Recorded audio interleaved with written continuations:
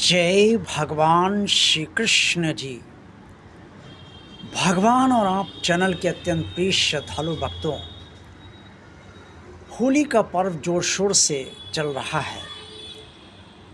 इस पर्व पर गुजिया जरूर बनाई जाती है और खाई भी जाती है।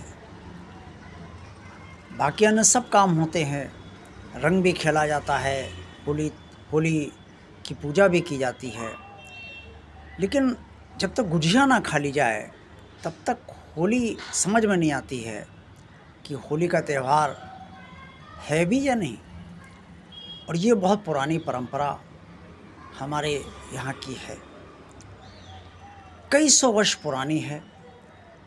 आखिर ये गुजिया क्यों बनाई जाती है और क्यों खाई जाती है, इस बारे में आप सब हो सकता है कि बहुत कुछ जानते हों और हो सकता है कि बहुत कुछ ना भी जानते हों।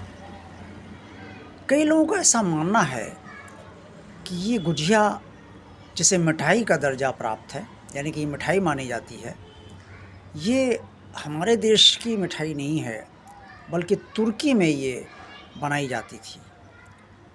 जाती है और वहीं से इसका प्रचलन शुरू हुआ।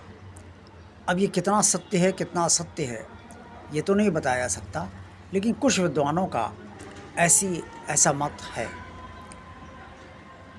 और कुछ लोगों का ये कहना है कि बुंदेलखंड के लोग जो भगवान कृष्ण को बहुत मानते हैं, उन्हें कई सौ वर्ष पूर्व जब उन्होंने होली के अवसर पर उन्हें भगवान कृष्ण को मीठा भोग लगाने की इच्छा हुई, तो उन्होंने मैदे को शक्कर की चाशनी में भिगोकर वो गुजिया, यानी कि उसमें खोया नहीं था, सिर्फ गुजिया, इस तरीके की गुजिया बनाई कि मैदे को शक्कर चाशनी भिगो लिया और मीठी हो गई। तो ये मीठी गुजिया के शेप में उन्होंने भगवान कृष्ण को भोग लगाया।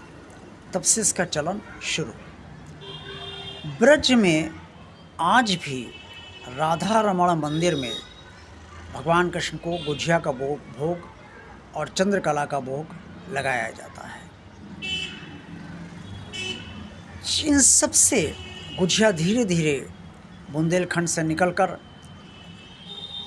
अन्य राज्यों में फैली और बुंदेलखंड चूँकि उत्तर प्रदेश का जो है से संबंधित है, तो इसी अन्य राज्यों में फैली उत्तर प्रदेश से निकलकर। और इसके साथ साथ ब्रज भी उत्तर प्रदेश में ही है, तो यहाँ से ब्रज से इसकी परंपरा शुरू होकर अन्य राज्यों में भी फैलती चली गई और उत्तर प्रदेश के अन्य शहरों में भी फैलती चली गई। अब इसका एक अन्य कारण भी माना जाता है, जो वैज्ञानिक दृष्टि से माना जाता है। होली के समय मौसम बदलाव के दौर पे आ जाता है, हल्का सा जाड़ा रहता है और गर्मी का प्रवेश पूरी तरीके से नहीं होता, हल्की सी गर्मी शुरू होती है। हालांकि अब मौसम का कोई भरोसा नहीं है, कभी गर्मी ज़्यादा हो जाती है, कभी कम हो जाती है, लेकिन जो एक आम स्थिति है वो मौसम की यही होती है कि हल्का जाड़ा होता है और हल्की सी गर्मी शुरू होती है। तो जाड़े में जिस तरीके की सब्जियां और खान पान होता है, पेट हमारा उसका आदी हो जाता है।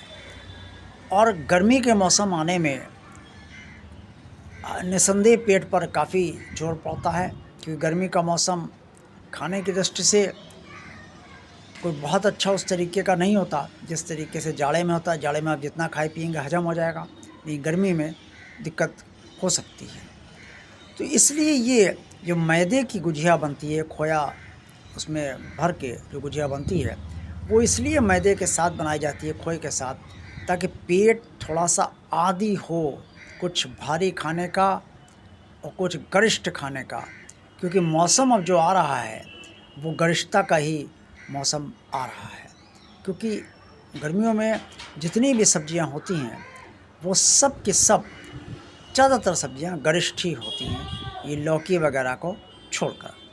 तो इसलिए, और गर्मी में अगर आप कुछ ज़्यादा खा भी लेते हैं तो भी जो है वो नुकसान कर सकता है।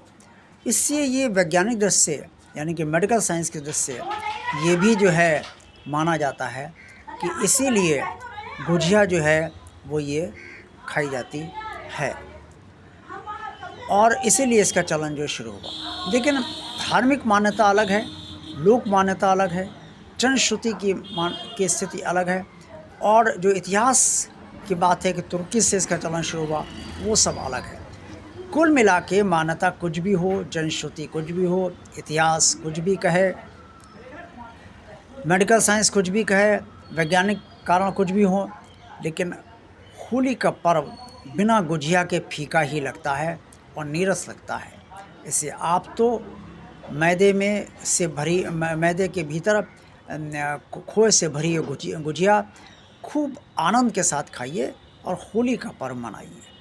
आज का वीडियो आपको अच्छा लगा तो इसे लाइक अवश्य कीजिएगा। जिन प्रिय श्रद्धालु भक्तों ने अभी तक भगवान और चैनल को सब्सक्राइब नहीं किया है, वो इसे भगवान का कार्य मानकर सब्सक्राइब अवश्य कर दें। भगवान के कार्य को आगे बढ़ाने के लिए भगवान और चैनल को ज़्यादा से ज़्यादा लोगों को शेयर कीजिए, ताकि ज़्यादा से ज़्यादा लोगों तक भगवान का कार्य ये पहुँचे और अन्य लोगों तक भी उनके ज़रिए पहुँचे। इसके साथ साथ भगवान आप चैनल की जो प्लेलिस्ट है, जिसमें कई लॉन्ग और शॉर्ट वीडियोस हैं, उसका भी आप आनंद लीजिए और उसे भी आप देखिए, उससे भी आपको अच्छी जानकारी प्राप्त होगी। कमेंट्स में आप सब जो कुछ भी कहना चाहें अवश्य कीजिए। आप सबका कल्याण हो। होली की एक बार पुनः फिर शुभकामनाएं। जय भगवान श्री कृष्ण जी।